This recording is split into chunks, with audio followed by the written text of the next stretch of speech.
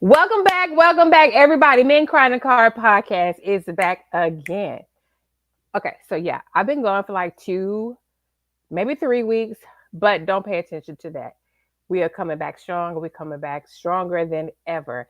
I have a very entertaining, special, powerful, motivational speaker that I just met, I think 1 or 2 months ago. Y'all, when I tell you this young man is like blazing the streets, the scenes, the stage, every single place that he touches, he impacts youth. He impacts anybody he talks to because he's younger than me, but still speaking to him, I knew I had to ask him to come on. And he said yes. So we are talking about Q, the speaker. All right. I don't even know how old he is, but when I tell you he has something to say, we're going to bring him on. So let's bring on Mr. Q, the speaker. How you doing? Yay. Hey, thank you for having me. I almost didn't know you was talking about me. You made it sound so Absolutely. I'm good. talking about you. Sir, when let me give you your flowers because for two reasons. A lot of times men, maybe yourself or in society, we feel like men don't receive flowers or it's a feminine thing. Absolutely not. Men like flowers too. So I'm going to give you your flowers figuratively today. Thank you so much for saying yes. Okay. I was in the room with you when we did the Next Level Speaker Academy meetup. Shout out to Jeremy Anderson. Shout out to Tia Banks. Shout out to Derek Lamar. Okay, but when we were there, I was watching you before you started speaking to us, and I was like, "This young man he's somebody. I can tell." And then I heard you like giving people encouragement and asking your questions. I was like, he is beyond his years. Thank I'm, you. I'm pretty sure someone has told you you've been here before because that's the energy I got from you. Because I was like, I know he's young, but he knows some stuff. So I want to thank you again just for being here, having time with us because I know your schedule is busy. But thank you so much. But I'm not going to keep talking. I want you to tell the people who you are because I know you as a motivational speaker. I also Mhm. saw that you are an author. Am I correct? Yes, ma'am. Okay, and but then I see your video. So let the people know who you are, please. Okay. Well, first and foremost, I'm 28 years old. I did see you ask that a minute ago, but I'm Q the speaker. My real name is Quentin Hall. I'm a 28-year-old motivational speaker and self-published author out of Dallas, Texas. And my whole goal is just to go around this world and motivate a million kids. I come from hard times, from bad situations, getting in trouble, running the streets. And I just know that I want it better for myself. So once I kind of came to that conclusion, I stopped thinking about myself, which was the crazy part because I went through so many trials and tribulations that I had no choice but to think. I wonder how many other people around the world are going through this exact same thing. I had that thought. I was probably about 20 years old when I first thought like that. And I said to myself that day, I set out and said, I'm going to use the rest of my time on God's earth to go motivate people who may be going through the same things as me, but are not strong enough to overcome it or don't believe in themselves. And I wanted to give them that encouragement. And that's what I started to do. And that's exactly what I see you do. Like when I see your videos, I'm like, who? Oh, does he talk to? Because I see the audience and I'm like, where does he go? So tell the people, like, usually when you go and you speak, who are you speaking to? Like, who is your audience? Who is your population? Who are the ones that you're speaking into, like pouring into? Absolutely. Well, primarily I speak to the youth. I'm in high schools, but as of lately, I've been a lot in juveniles and prison systems or courthouses, things of that nature. So at risk youth is primarily what I've been targeting lately, or it's been Hmm. targeting me, but it feels like home to me. So I Hmm. love that. But when I'm on Instagram, I'm actually talking to people in my age group. So it's crazy because I'm motivating people my age and older than me. And I'm Hmm. primarily talking to at risk youth, but they are just as encouraged as them. So I'm Hmm. talking to whoever want to hear the message. There you go. And that's what I was about to say. I was like, clearly I'm not 28 years old. But then I hear your message. I'm like, oh yeah, that was for me. Like, yeah, yeah. I'm like, now who told him to be so nosy, peeping in my window, telling me, but because I see you speaking to the youth, and I didn't know it was at risk youth, but I see you speaking to the youth, but I'm like, your message is for everyone. Anyone that wants to listen, anyone that wants to learn and understand that there's like there is a problem, there's an issue, there's like trials and tribulations that we all go through. It's not just for young people. It's for old people that also want to know, like, you know what, my life is not over. Because when I hear you talking, that's what I say to myself. I'm like, you know what, I really thought I had it all together. Q just dropped something in my spirit, and I needed to hear that. And that's actually what it's for, to let people know, like, no matter what you go through, your life is not over. Right. So that's what's crazy about that. When you find yourself talking to whomever, primarily young people, when you find yourself talking to them, I know you said like because I'm like talking to myself, but what questions are they asking you, or like what things are they saying to you when you come and you pour into them? That's a great question. I've actually never been asked that before, but they're asking me, how did I get started? Hmm. How did I continue to go? And how old am I always? Because that I think that's what I resonate with them a lot more, because I think we're Hmm. kind of close in age. They're 18, Hmm. I'm 28. So they're Hmm. like, okay, he kind of cool. We can listen to him. He not too far gone to where he doesn't know what's going on in the world. Right. So primarily though, that's what they asked me. How old are you? How did you get started? How are you still doing it? How did you continue to go past all of the things that you've been through? And I answer that for them. So those are the primary questions that I'm asking. Hmm. Hmm. So I want to know exactly. You said you pretty much are speaking to yourself. I get that. Who taught you that? Who taught you to speak up for yourself? Or who taught you not to speak up for yourself? And then you turn it around, you was like, oh yeah, I'm going to use my voice. Who was that person? I gotta give it all to my mama. She taught me that until it came back and bit her in the tail. My mom, I was when I was young. My mom had to be my mama and my daddy, so she had to teach me Mm-hmm. both because I was in a single parent household. So when I Mm-hmm. was a young man, I'm talking Yeah. 6, 7 years old. My mom was telling me, "Speak up. I don't care what happens. Somebody do something to you that you don't like. Somebody touch you inappropriately. You speak up." And over time, even when I would have situations with her, I would start speaking up, and she like, "Hold on now, watch your mouth." So I had to kind of learn, like, okay, well, you the one taught me this. Now it's coming Right. back on you. So yeah, my mama taught me that. Right. I love that. It's so funny because I do that same with my children because I grew up, of course, now my parents are older. So I grew up with that generation. It was like, you don't ask a question. You sit over there and you be seen. We don't want to hear what you have to say. So like my husband and I, so when we talk to our children, we want them to speak up for themselves. But I find myself, I'm not going to speak for him. I find myself saying, wait, hold on. But I laugh because I want them to have that. And even with me, I say, you can say whatever you need to say to me. Watch your tone and make sure it's respectful. You can ask me any question. You can ask me anything. But like, if I hear a little fieriness, a little spice, I'm like, wait, not for mommy. That's one world. So that's funny how that came back. So Yeah, your mom, you grew up in a single parent household. I didn't know that.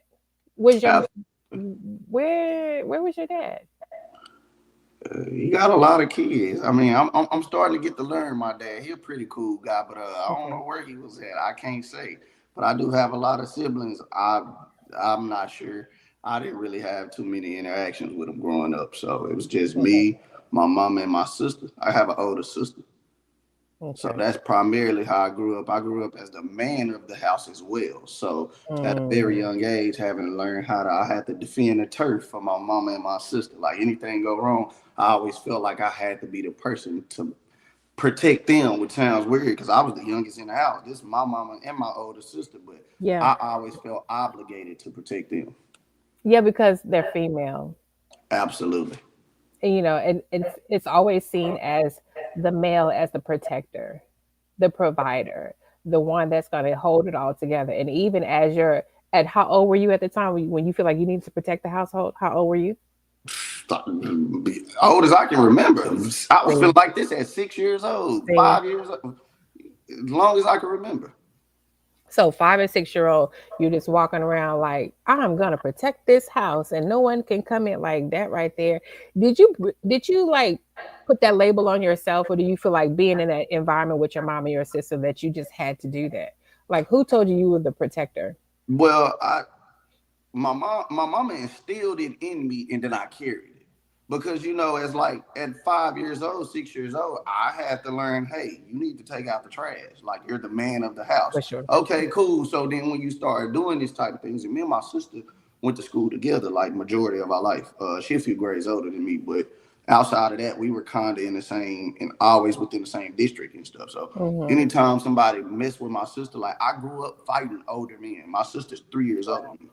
So when I was 6, I was fighting young men who were 9 Mm. and 10. So I always just had to have that mind frame, like, okay, you're the man in the house.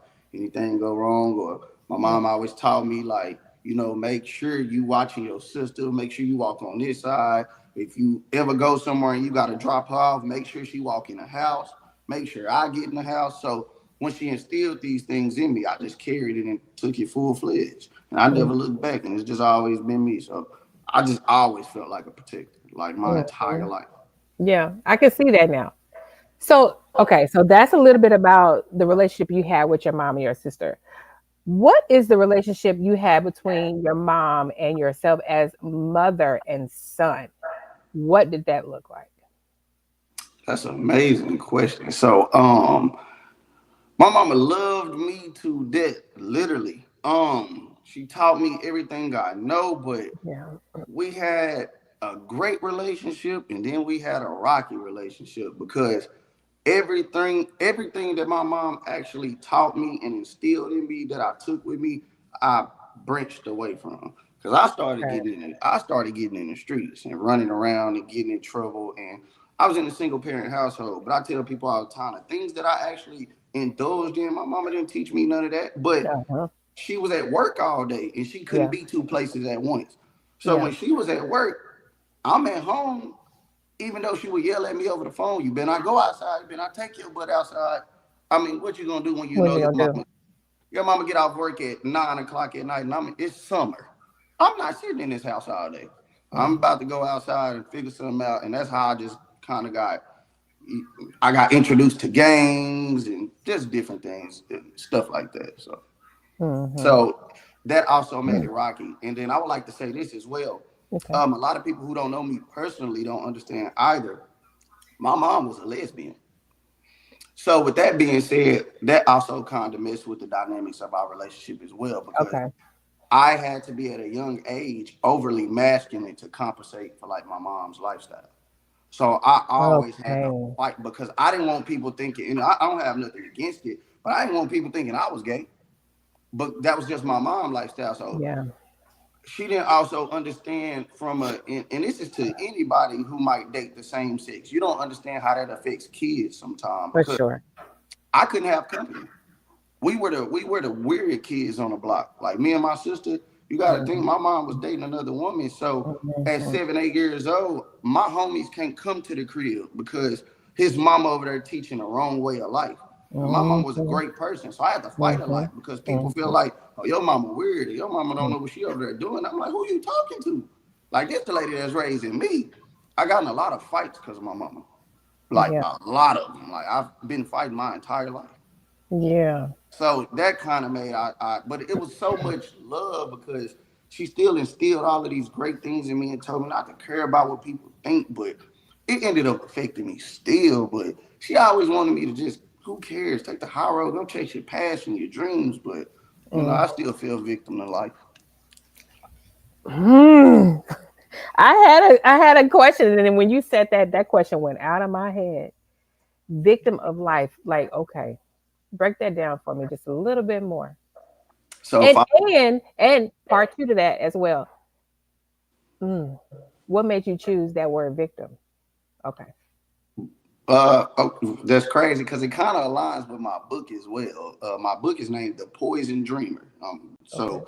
And you'll see where I'm going with this. But falling a victim to life, Mm-hmm. all of us at a young age, and I'm not just even speaking to me, but just young men and young women, everybody starts off pure. Nobody knows racism. Nobody knows to run the streets and be in gangs or any of these kind of things.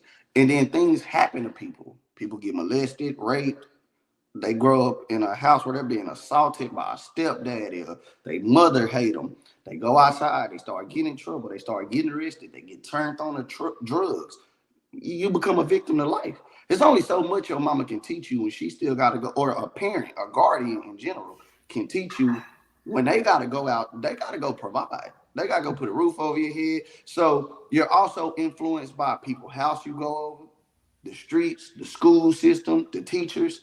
Everybody's an influence in your life that you're surrounded by. So that's why I say I became a victim of life. That's also why I named my book The Poison Dreamer. Because I feel like when you're young, everybody's pure. Everybody's a dreamer. You want to be an astronaut, a ballerina, a football player. Where do people depart from that? When they get poisoned along the way. When somebody starts telling them, you can't do that. You're not good at that. And then you get molested, or somebody who you looked up to and love your whole life, they end up passing away. You get poisoned, and then you start to get corrupt with these thoughts, so you become a victim. So that's literally why I named my book. Well, we're definitely going to talk about that book again too. So, because you're going to tell us where we get it and everything. So now the question is, if children are born into this world pure, which I totally agree with you, when was the time, or when did you notice when you became the poison dreamer? Young. I mean, starting with being in a single parent household. That's poison in itself. Right? Like coming from the hood. And my mom was great. I've never been without lights. She moved us from the hood, moved us to the suburbs, but at a very young age. Again, my mom was a lesbian. And you got to think, we're in 2025 now. I'm 28 years old. My mom was a lesbian. I was 7, 8 years old. This is 2006. Yeah. This is frowned upon at the time. So there's a lot of things early in life that made me become poison early. So, but I took the punches and I rolled with them. But nobody ever taught me how to deal with those emotions. And that's when I chose to go do things that I felt like I wanted to display how I felt about things. So it was times my mama didn't even understand what was wrong with me. I've been expelled out of 2 or 3 schools from the time I was in elementary to the time I got to college. I've been expelled, all kind of crazy stuff. It's crazy. So you've been expelled, you got in trouble, you didn't know how to show emotion, and you ran to the streets and other things your mom didn't know what to do. So in your household with your mom and your sister, correct me if I'm wrong, did you not feel safe enough to show emotion? Was it not accepted to show emotion? What was that like for you to feel like, okay, outside of this household is where I'm going to react, behave in a way that I know may get me in trouble or release tension and whatever is going on in my body? Right. What was all of that? Like, you just didn't feel safe at home, or what was it? I felt very comfortable at home. I was very safe. My mom did a great job. My sister's loving. I was around women. They don't understand a man. And then even when my mom was dating a lesbian, like, you can portray the image of a man, but you don't at the same time. And again, no offense. I'm not saying this to offend anyone, but you still can't relate to me. So the only way I could kind of relate was being around my big cousins and my uncles and all of them in the streets and going to jail. And then I'm outside with my homies. And they from single parent households. So we just a bunch of young dudes. Then you got to think it's a melting pot. We got the young men outside from single parent households. And then you got some young men who they really don't come from nothing. Like, their mom are really poor or less fortunate to say. So they got to break in houses and steal and rob because they don't know anything. So take a young man who come from a good household, but his mama just at work all day. But then I get introduced to a young man whose family is less fortunate. His mama got 3 and 4 kids, and he breaking houses. And then he like, hey, what you doing tonight? Exactly. I ain't doing nothing. My mama at work. Exactly. Hey, I'm gonna go around the corner and go break in his house. And it's like, cool. All right, let's go. And now the cycle has started. Yeah. Hey, what you doing later on after school? Nothing. What you doing? Nothing. I'm about to go around the corner and smoke this weed. You wanna? And now your cycle has started. So it wasn't that I didn't feel loved at home. I was around women. 3 women. My sister, my mom, and her wife. Or different girlfriends and all kinds of stuff. So, right. And so the question that I was asking, and thank you for sharing that, the question I was asking, it was more of emotional part of feeling safe, or the emotional or the mental part of feeling safe.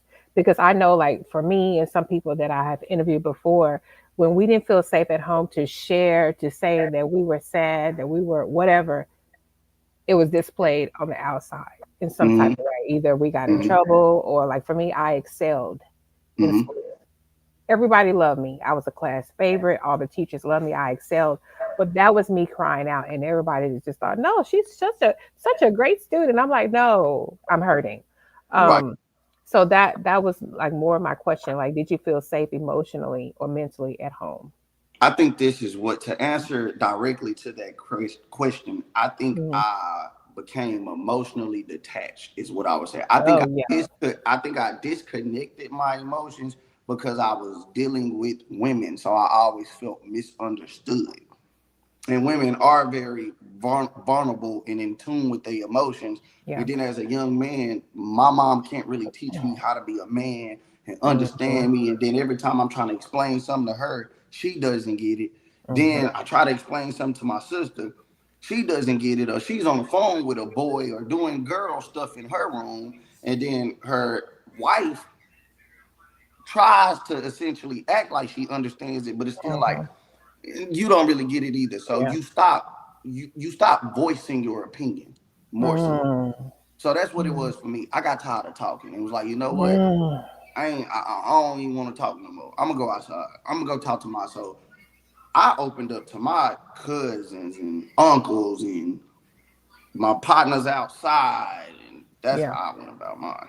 So Yeah. And did you ever like open up like, man, I'm feeling depressed, I'm feeling sad, I'm feeling angry. Like, what were some of the things that you would say to them when you feel like you were opening up to them? oh, it was always anger. Mhm. Everything was anger. At that time, I don't even think at such a young age I would have known what like depression and anxiety was back in these days. It was just straight anger. So that's why I said that's why when you're dealing with so much anger, how do you voice that when you're a young man who running around with other young men who get in trouble? What do? You join gangs. You go fight other angry little boys, and then Mhm. y'all go breaking houses, and then y'all try to smoke weed and drink liquor way before your time, and you do dumb stuff, and then your homies end up getting shot and killed and going Yeah. to jail for 20 years, and then you like, dang, bro, like what did I get into? And a lot of what I did, I kept separate. Like in front of my mom knew a little bit because she just Mhm. knew me. You know, your parents know you. Your mama know like Yeah. you weird. You having sex early or something. But Mhm. Mhm. I didn't tell my mama a lot of what I was doing. I hid it from her, but she could see it on me like something ain't right about you. But she couldn't Yeah. pinpoint it because at the end of Yeah. the day, she had to go to work. She had to provide. And she would sit down. My mom would ask me, you know, how you feeling, how you doing. We would have those conversations. But if I lie Mhm. to her and tell her, yeah, I'm fine, nothing going on, oh, I ain't doing nothing out there, what what does she know at that point? Mhm. She can't come out there and prove it. So Mhm. Mhm. And that was a question I was going to ask you. Did your mom even know? Did you ever tell your sister like some of the things you were doing? did I tell my sister some of the things I was doing? Oh, my Mhm. sister knew what was going Okay. on because so my sister's like again 3 grades older than me. So when I was a freshman, my sister was like a senior in high school. Mhm. People would tell her from the day we was in Yeah. like elementary up until high school, Mhm. people, principals, students, teachers always had this thing where they was like, "That's your brother," because my sister was real quiet. She was Mhm. introverted, Yeah. really didn't like people, had 2 friends. That's my sister. Go to school, go home, play soccer. She don't really talk to people. Then Mhm. you got your brother who walking around pants sagging, throwing up gang signs. He having a fight every week. And it's like, y'all related? Right. Yeah, so people never even knew. I mean, they knew we was related, but they couldn't believe it. They could Yeah. never believe me and my sister was related. Wow. Just Same household, I same was about to say same teachers, household.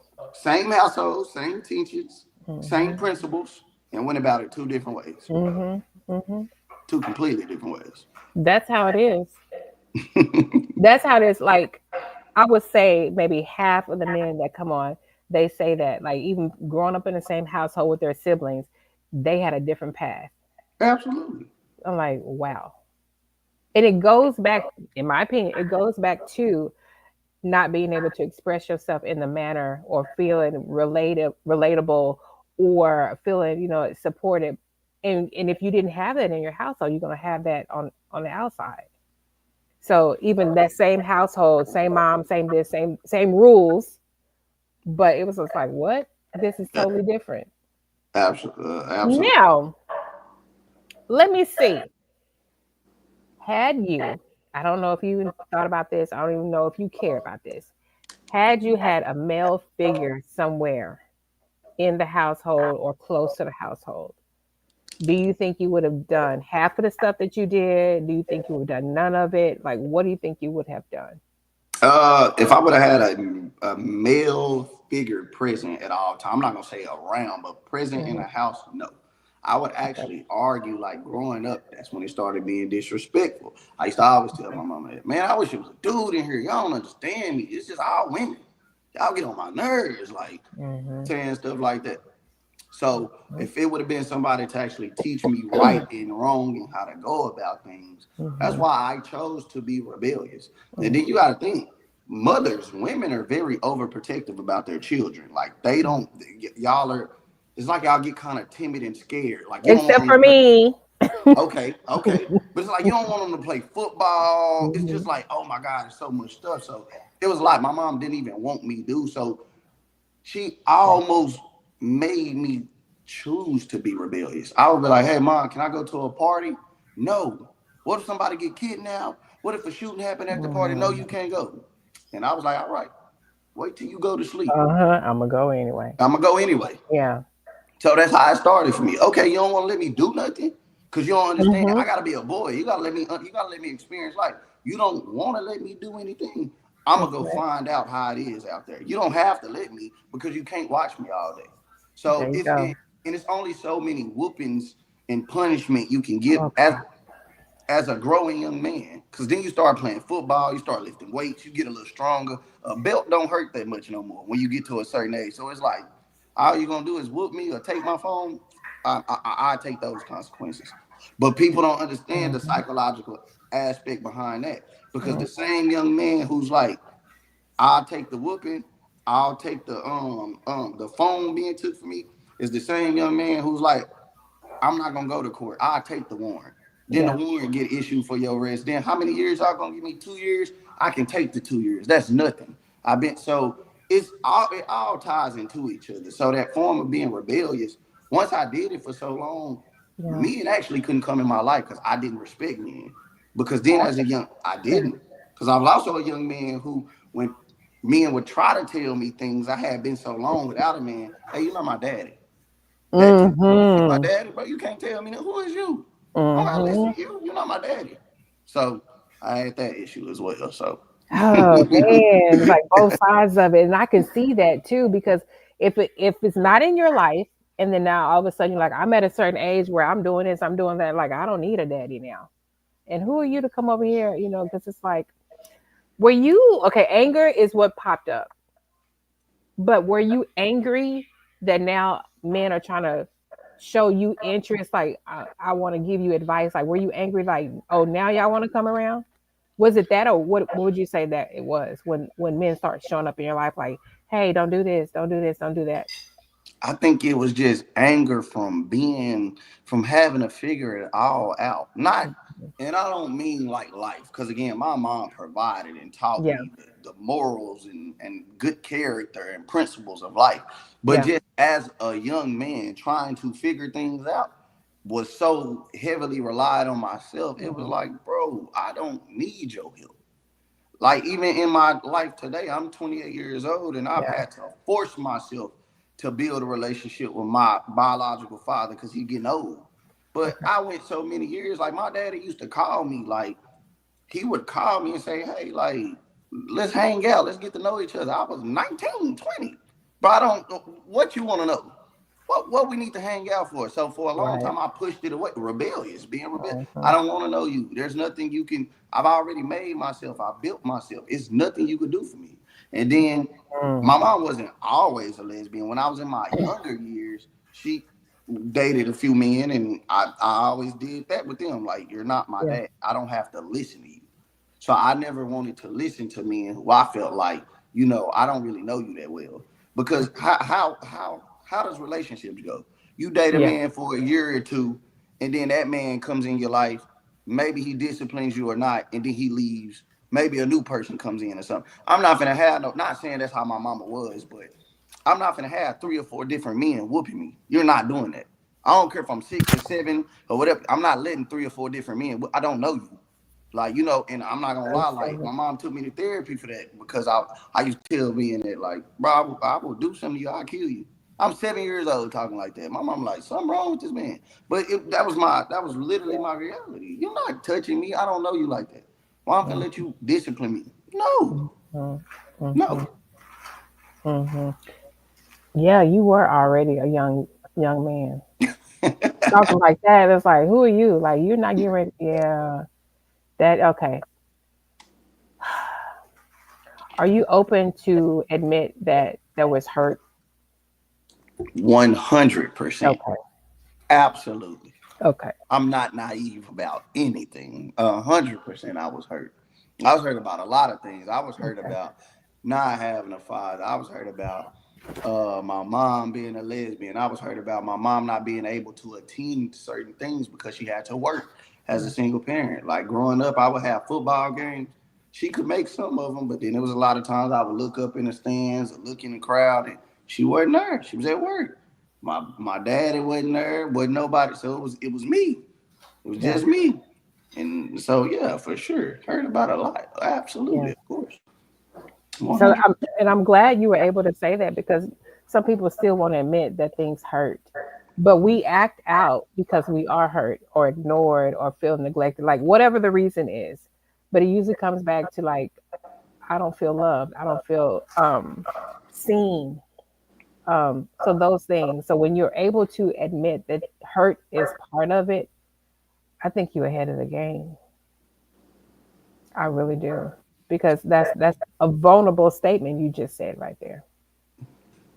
Absolutely. Extremely vulnerable. So tell us, well, I want to ask one more question. So you're actually building a relationship with your dad, getting to know him. Like, how would you really say? Are y'all mending something? Or are you just getting to know him, or I think you we're building just a trying to relationship? get to know each other. Okay. 'Cause I'm not really a person like with mending. Okay. Simply because with my dad, let me say that. Okay. Okay. Primarily because for people who don't know me, my mom actually passed away 8 years ago from stage 3 cancer. So me and my dad can't do the mending part because he only can give me his side of the story. And I Right. always tell him that lady not here to defend herself. You can tell me whatever you want to. It could be a lot of truth. I don't know. And then I understand now being older, like Yeah. I know the dynamics of men and women, so he has his side of the story, and I'm sure she probably has hers, but she's not here. I can't ask for her side. Right. So for me and him, I'm just like, hey, we just gonna start from here. We're gonna get to know each other. Whatever happened, if you say she kept me away from me, whatever you want to say, we're Uh, gonna let that be in the past because that's your side. She can't speak on that. So we're gonna let that go, and then we just gonna start fresh from here. So that's probably how the last 3, 4 years has been going. So okay. Okay. So your mom passed away 8 years ago. yeah, Is there anything that you wanted before she passed away? Like, did you guys like? Because you said it was like really good and then it was kind of rocky. Like, did you get back on the side of like a good healthy relationship, or did she pass away where things were still like unanswered or so not finished?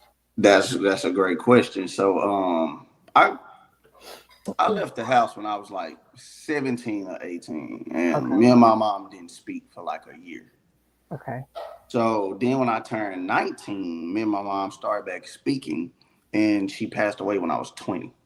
So then I lived for a long time with a lot of resentment towards myself because I felt like I had so much pride and I didn't want to talk to her and she didn't want to talk to me. I was like, well, I ain't gonna call her. She don't want to call me, or she want to put that lady before me, or feeling like it was a war between, oh, you love this person more than you love your kids, and Yeah. different stuff like that. And I held a lot of resentment towards myself to when I look back. Things were great when my mom passed away. We were on good terms. We had been on good terms probably for like a year. But I missed a lot of time. You start thinking about all the things you could have done differently. You know, when people pass, you don't see no wrong that they do anymore. All you see is, oh my God, they was this great person. They did this, they did that. They were so loving, they were so caring. And you kind of put the entire burden on yourself. And that's what I did. So I definitely felt like if I could have went back in time, I would have sucked up a lot of my pride and Mm-hmm. not have this, oh, I'm a macho man, or I ain't got to talk to them, they don't talk to me. So I definitely wouldn't have chose that route anymore. Yeah. Yeah, And I know that's the reason why people say life is too short because it really is. it truly You is. just never know. Like I know my siblings, like I'll just call them every now and then. My father passed away, so he's no longer here. But I'll just call my sibling and I'll just say, "What you doing? Nothing. What's going on?" I'm like, "Nothing. I just want to say I love you. That's it. Bye." Well, Or I'll go like the other day. I was getting ready to go to my brother's house and just go and just hug him, but he didn't answer the door. And I said, "Oh, you missed it. I was gonna give you some love." And he was like, "What?" I was like, "I was just gonna hug you and get back in my car." He was like, "Oh man, come back." I was like, "Nope, I'm going home." And so we kind of like talked about it, but life is so short. It it it really truly is. truly is. Have you forgiven yourself for I'm that? working on it. I'm Okay. still working on it currently. You know, Okay. at 28, it's a challenge. It's up and Okay. down. It's the highs and lows. I'm actually starting to realize, like now in my life, it's a lot of things I need to do differently. It's Hmm. a lot of things I need to go seek. I know I need to go seek help in counseling now. Because Hmm. for the longest, I used to think, well, you can go work out, and because you know those are healthy coping mechanisms, journaling, working For out. sure. But what I've kind of discovered in my later years now, as I'm approaching 30, is like it's not enough weight you can lift, it's not enough rope you can jump. You got to go deal with yourself eventually. And I'm kind of approaching that point where I'm like, well, you can't keep running from it. It's time for you to sit down and actually start diving into Yep. your brain. So, yeah, for sure. Yeah. So make sure, like, find, and so if you haven't been into counseling or you returning back to I counseling, have never find, been. okay. So date your counselor. I don't care if you get a man or a woman, date them. Ask them questions. Make sure that's the right person for you. I'm telling you. Like when people come and they talk to me about it, I'm like, I may not be the person for you because I'm a little. You gonna tell it how it is. So if you want to come over here, please know you're gonna do some work. Because I remember like one of my clients said, "Oh, Lynn, when I called you, I remember our first conversation. You were like, you would not waste my time, and I'm not gonna let you waste your money." I said that to you. He said, "You know, you said that to me." I was like, "Yeah, I do kind of feel like that." But you got to find your person. Like if your person, like if you are spunky and you need your person to be like that, then ask them questions because then you get the best out of the therapeutic, relationship. You don't want just Mhm, someone to tell you yes all the time or agree with you. Like you want people to challenge you because you go in there with like goals in mind. mhm. So since you are open to that, be thinking about like some questions you would ask him or her. Okay. Yeah, and just be like, "Are you this person? Do you know how to deal with this? You don't know how to deal with this. Have you ever dealt with this before?" Because you don't want to just waste your time. Okay. You Okay. really don't. That's So good advice. I appreciate that was just a little bit of side, that right there. But tell us about the book. When did you write it? Where can we get it? So I want to know all about it. you. I probably wrote my book. Maybe I've been a self-published author since I was probably about 23 or 24. I wrote Hmm. my book 5 years ago. So yeah, I was like 23 when I Hmm. first wrote my book, and it took a lot of hard work, a lot of dedication. It took me 3 years to write the book. But Hmm. I don't think it takes that long for someone to write a book. Hmm. But as I kept dealing with learning new things in life and going into adulthood, because my mom passed away at 20, I would put the book down. There Yeah. was actually a few times where I wasn't even going to finish it because it was so much work. And I was like, you know what? I'm done with it. Like, I Yeah. don't even want to do it. But I would, excuse me, I was so much further than going backwards. So it was like, well, you Mm. might as well finish it. And I actually ended up doing that. And the title of the book is The Poisoned Dreamer. You can find it on Amazon. It's on Mm-hmm. there. I also carry them as well if you're local in Dallas, Texas. I do deliver the books, but The Poison Dreamer, and it tells people about how I dealt with my trials and tribulations and still managed to overcome them and get to where I am now. And I know if I can do it, anybody can do it Mm-hmm. for sure. And again, like I stated earlier, the reason I named it The Poison Dreamer, I remember when I had sat down with a person who was a book editor, and Okay. they had like 3 or 4 books themselves. They begged me not to name my book that. Like, oh, it sounds like a scary movie or a horror film, or The Hmm. Poison Dreamer sounds something like Frankenstein, but it was so heavy on my heart. I was like, that's gonna be the name of my book, Mm-hmm. And I was I never looked back from it. And again, I named it that because I felt like that. Like at one point in my life, I was pure too, Yeah. just like everybody else. I had big dreams, and I tell people all the time I didn't want to be a motivational speaker. This lane chose me. Like I'm just doing God's work now. Like For sure. I had no plans of doing this. I wanted to play football, Okay. but that was my original goal. I wanted to be a football player. Mm-hmm. But then you start dealing with things. People start telling you too small, not fast enough. You need to find something new to do. Go get a job. Stop chasing that dream. Your mama gets sick with cancer when you're 17. Mm-hmm. You come from a single parent household. Yeah. Your mama a lesbian. Mm-hmm. You gang banging, getting expelled from school, fighting, and then you start kind of looking like, man, I ain't good enough for none of this. And Yeah. you get poisoned. Yeah, you You do. get poisoned. So I literally named it The Poison Dreamer Yeah. because the things that the adversity that you go through in life, it tends to weigh down on you. It stops you from pursuing the things that you want to do. So that's why I chose that name. Yeah. I love the name. Thank you. I love, especially when you break it down like that. I'm like, yeah, children come in this world so pure, and we teach them hate and racism and this and that and what they can't do and limitations. Like we teach them that, and I try my best to support my children in everything that they do because we have all ages. But my 7-year old, he was like, "Mommy, I decided one day I'm gonna be a dinosaur," and I was like, hmm. Because he has dinosaur pajamas. I was like, okay. I said, maybe it's the, and I was like, all right.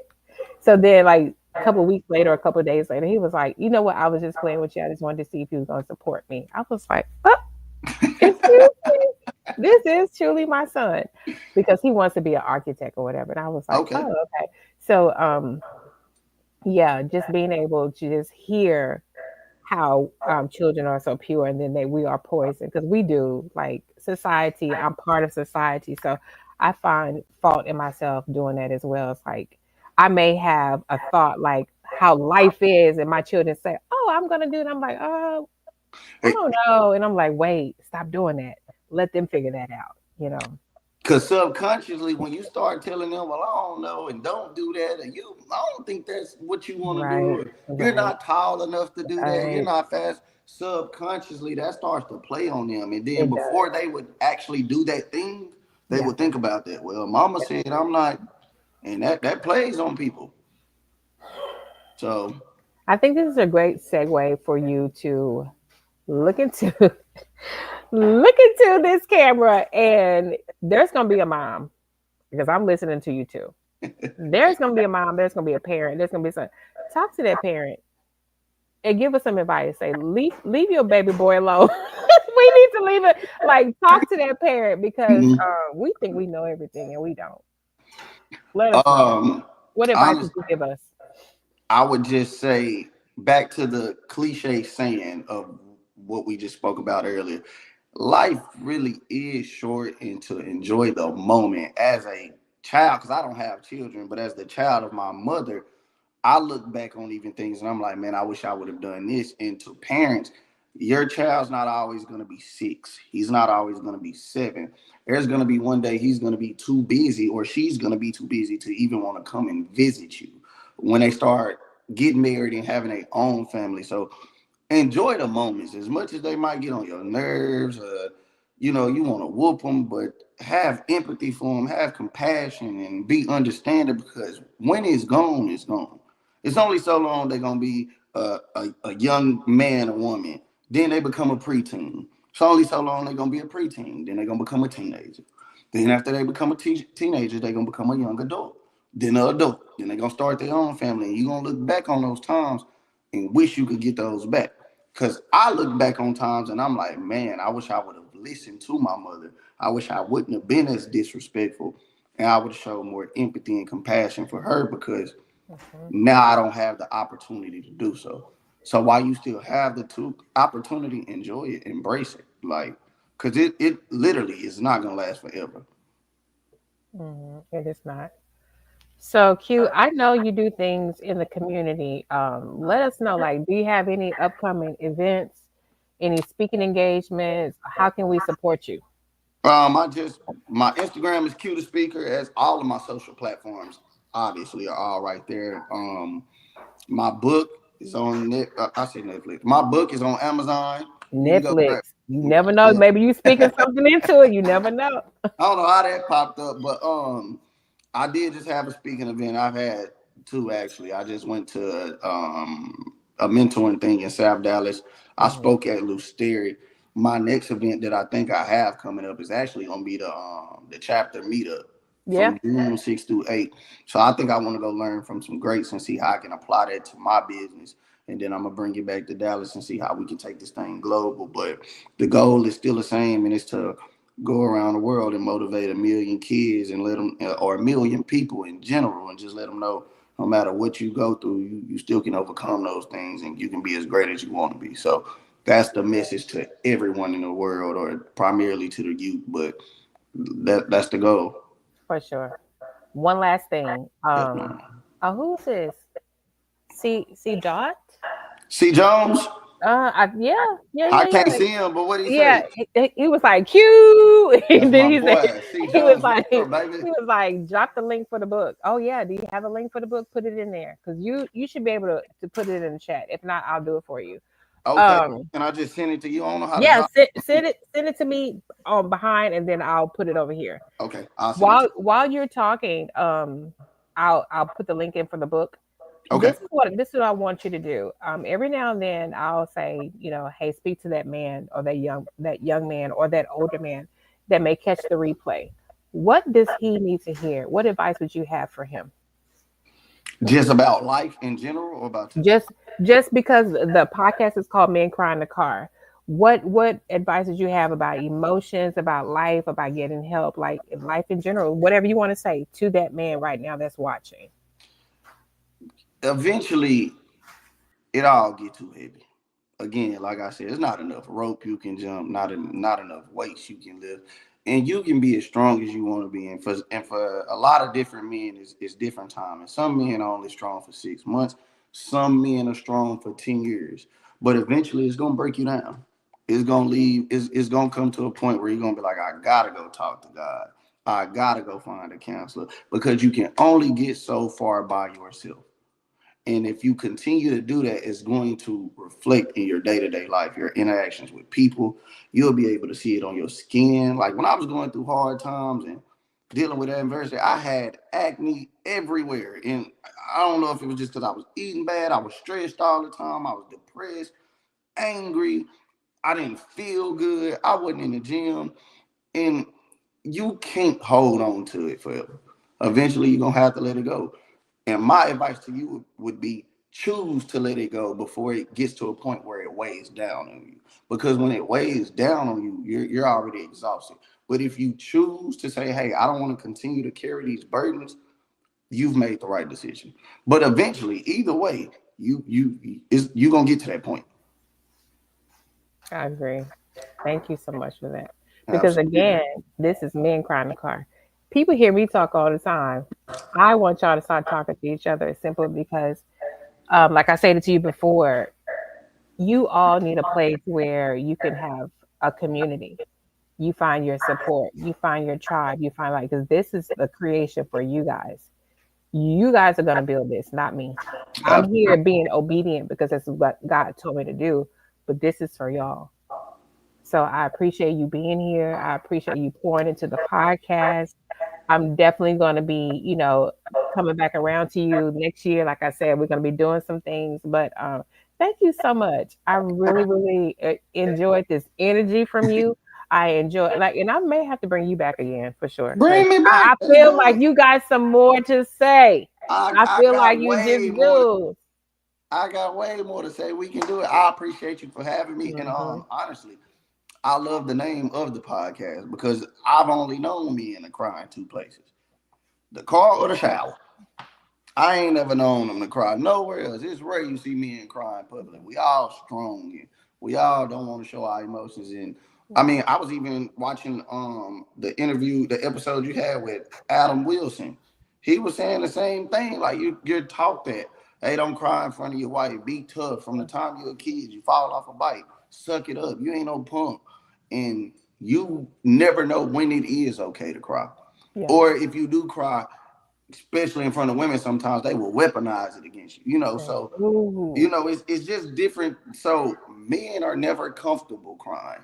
It's never cool for a man to cry unless in traumatic events. If somebody Right. passes away or something, of course, that's just emotion. But on a day-to-day basis, men not known to cry. Yeah. So I Yeah. love it. I appreciate you for having me. Keep doing what you're doing. I love the name of the podcast. It's amazing. Thank you. Thank you so much. I Absolutely. really appreciate you. So don't leave. I'm gonna take you down. I'm gonna end it, but then I'm gonna come back and talk to you. Okay. Okay. All Okay. right. Thank you. Thank you. Everybody, yes, this has been Men Cry in the Car podcast yet again. Yeah, we are so proud of Q, aren't we? Um, Thank you so much for being here. Y'all, please share out this podcast. Share the podcast, share the channel, subscribe because this right here is not, like I said, it is not for me. It is for men. It is for you guys to understand that it is okay to show your emotion. It's okay to be not okay. All of that is okay. You are safe here. As I always say before, men, I see you, I hear you, and I support you. Until next time.